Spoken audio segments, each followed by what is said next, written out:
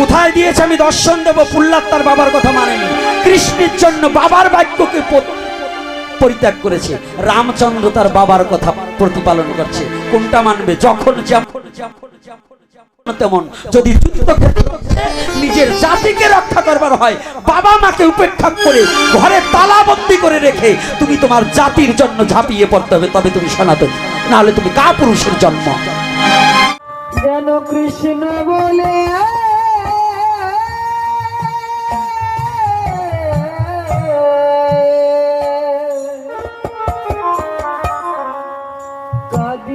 তুমি যদি কোনো ভালো কাজে যেতে চাও, তোমার ধর্মকে রক্ষা করার জন্য তোমার বাবাও যদি তোমাকে বাধা দেয়, ওই বাবার কথা পরিত্যাগ করে নিজের স্বধর্মকে রক্ষা করার জন্য এগিয়ে আসতে হবে, তবে তুমি সনাতনী। কোথায় দিয়েছে আমি দর্শন দেব। প্রহ্লাদ তার বাবার কথা মানেনি, কৃষ্ণের জন্য বাবার বাক্যকে পরিত্যাগ করেছে। রামচন্দ্র তার বাবার কথা প্রতিপালন করছে। কোনটা মানবে? যখন তেমন যদি যুদ্ধক্ষেত্রে নিজের জাতিকে রক্ষা করবার হয়, বাবা মাকে উপেক্ষা করে ঘরে তালাবন্দি করে রেখে তুমি তোমার জাতির জন্য ঝাঁপিয়ে পড়তে হবে, তবে তুমি সনাতন, না হলে তুমি কাপুরুষের জন্ম। কি কষ্ট হচ্ছে নাকি আমার কথা? হ্যাঁ, কষ্ট হচ্ছে? নিজের জাতিকে রক্ষা করার জন্য সংঘবদ্ধ হতে হবে। যে নিজের জাতিকে চেনে না, তার পিতার সাথে বেঈমানি করা হয়। আমাদের সনাতনীদের মধ্যে কিছু বেঈমান আছে যে তার বাবার সাথে বেঈমানি করে, তার রক্তের সাথে বেঈমানি করে, তার ধর্মের সাথে বেঈমানি করে, সৃষ্টিকর্তার সাথে বেঈমানি করে। এই বেঈমানদের সঙ্গ পরিত্যাগ করে আমরা মহাপ্রভুর সৈনিক হব, কৃষ্ণ সৈনিক হব, অন্যায়ের বিরুদ্ধে লড়ব এবং হরি কথা দিয়ে বিশ্ব জগৎ মাতিয়ে দেব। বলো না গো রাধে রাধে রাধে রাধে। পারবে কিনা? কি মায়েদের শক্তি আছে তো? আজকে শোনো, বাধা এ জন্মে এ যুগে নয়, বাধা তৎকালীন সময়ে হরিনামে বাধা ছিল, ছিল না? ছিল কিনা? আর শত্রু কিন্তু বাইরের কেউ নয়, কৃষ্ণের শত্রু তার মামা। কি কৃষ্ণের শত্রুকে কংস কি হয়? তাই বুঝবেন, আমাদের ওই ঘরের শত্রু কিছু বিভীষণ থাকতে পারে, ওগুলোর ভয়ে ধর্ম করা বন্ধ করা যাবে। আজকে তো বলছেন, মনে থাকবে না তো? আজকে শুনুন বাধা কেমন আসছিলেন।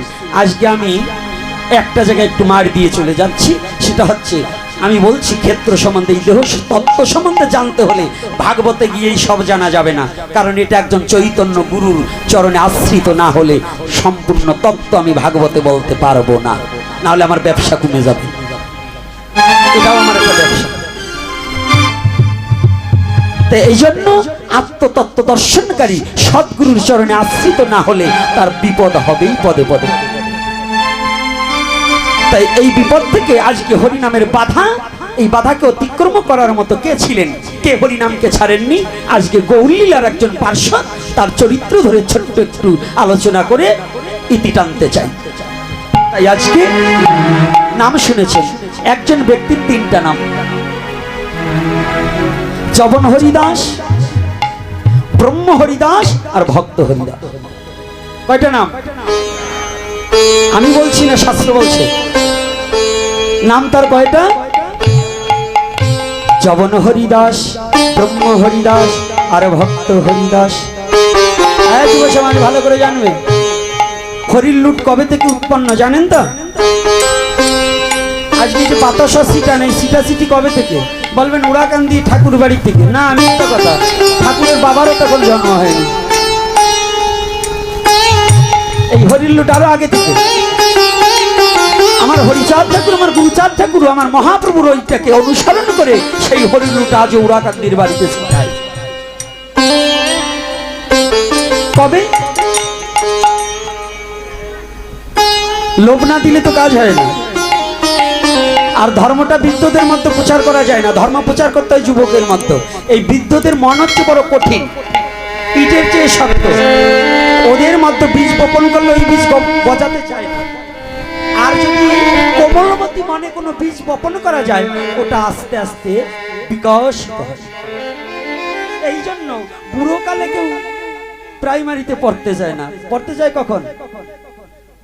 শিশুকালে, তাই না? বলেন তো কেন?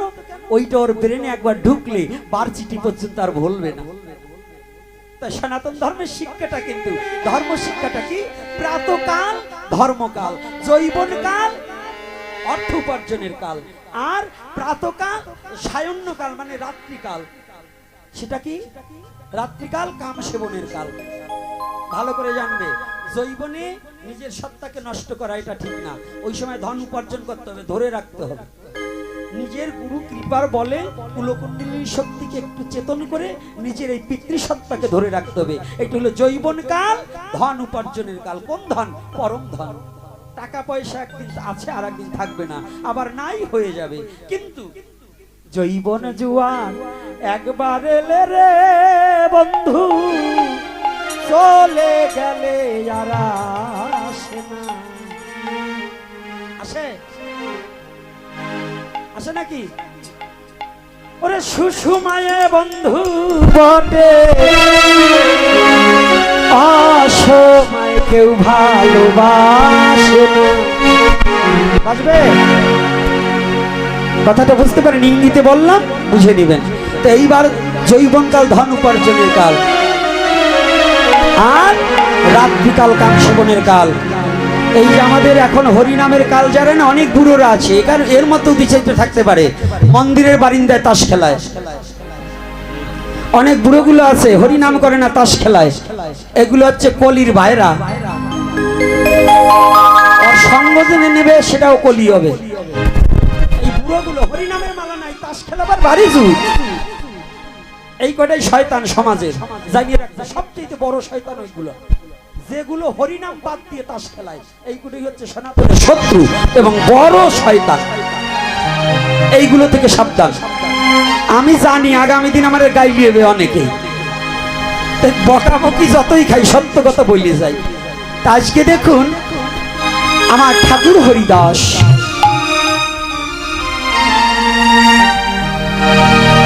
প্রতিনিয়ত ভক্ত তৈরি করার নির্দেশনায় প্রতিদিন সুপ্রভাতে, আজকাল আমাদের সেই হরিনাম প্রভাতে হয় না। আগে বৈষ্ণব ছিল, আমার ছোটবেলায় যতটুকু দেখেছি। আমি আমার গুরুদেবের সাথে যখন চলেছি, ওই রাত 4টের সময় ঘুম ভেঙে দিত, বলতো এই নাম কর। ওই ভোর কীর্তন করতাম। আগে ভোর কীর্তন ছিল না, এখন ভোর কীর্তন কিন্তু হারিয়ে যাচ্ছে। কি? এখন বৈষ্ণবরাও করে না, বৈষ্ণবরাও ডিজিটাল হয়ে গেছে। আর গাইলেস্তর কথা আর কি বলবো, বৈষ্ণবরাও ডিজিটাল হয়ে গেছে। আগে আমরা গাইতাম ভোরবেলায়।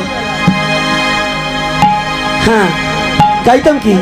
ভজ গৌরাঙ্গ কহ গৌরাঙ্গ লহ গৌরাঙ্গের নাম রে, ভজ গৌরাঙ্গ কহ গৌরাঙ্গ লহ গৌরাঙ্গের নাম রে।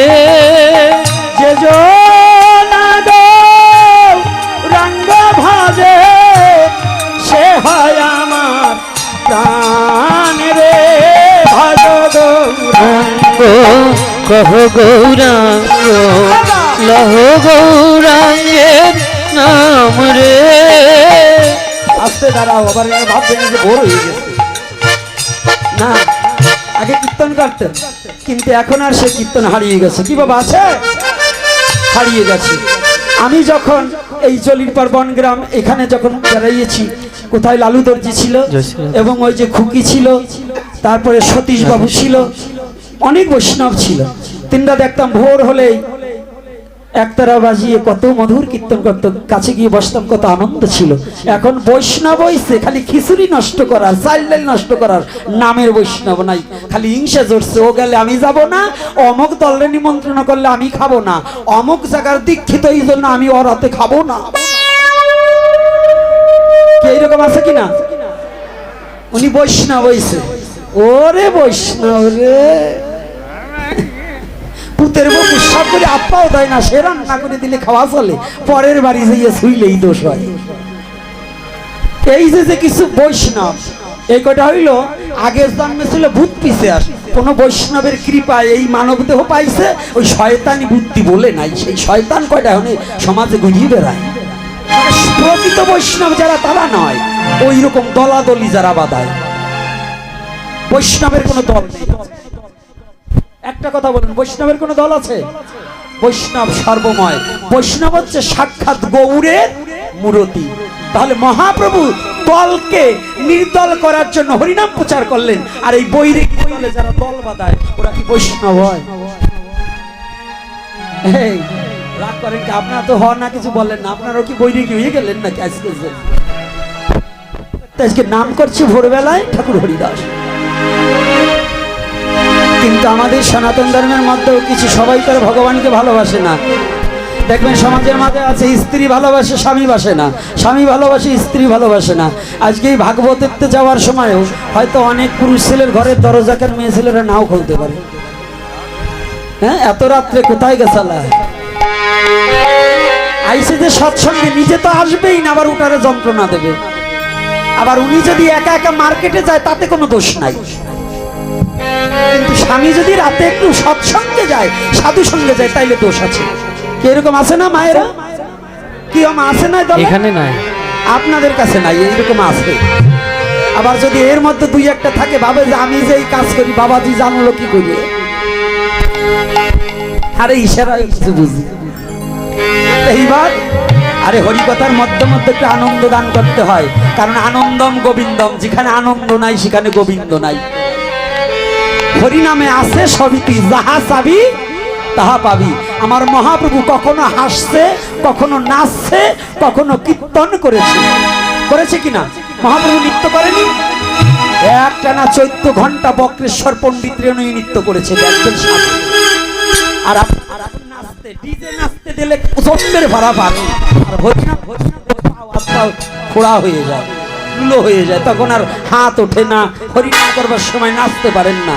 কিন্তু যদি ডিজে চালায়, তাই বাবা চালাইছে ডিজে, বোঝে ডিজে।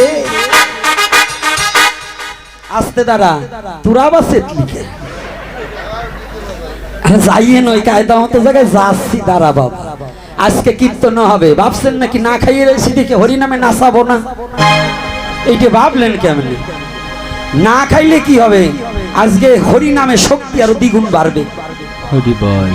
হরিনামের এমন গুণ, বুঝতে পারছেন? ওই বুড়া দেহেও ধরে আগুন, এটা হরিনামের গুণ। বক্রেশ্বর পণ্ডিত মহাপ্রভুর চেয়ে বয়সে অনেক বড়, তারপরেও 14 ঘন্টা নৃত্য করছে একটা না। 14 ঘন্টা মহাপ্রভু আর বক্রেশ্বর পণ্ডিত নৃত্য করছে। এগুলো জানতে হবে। নাচতে তো কষ্ট লাগে, কিন্তু আগে জানুন আজকে যে বক্রেশ্বর পণ্ডিত আর মহাপ্রভু কত চমৎকার লীলা করেছে। আজকে হরিদাস নাম করছে। তখন ব্রাহ্মণ্যবাদ খুব কঠিন। বাবা যদি কোনো ব্রাহ্মণ থাকেন, আপনাকে বলছি না,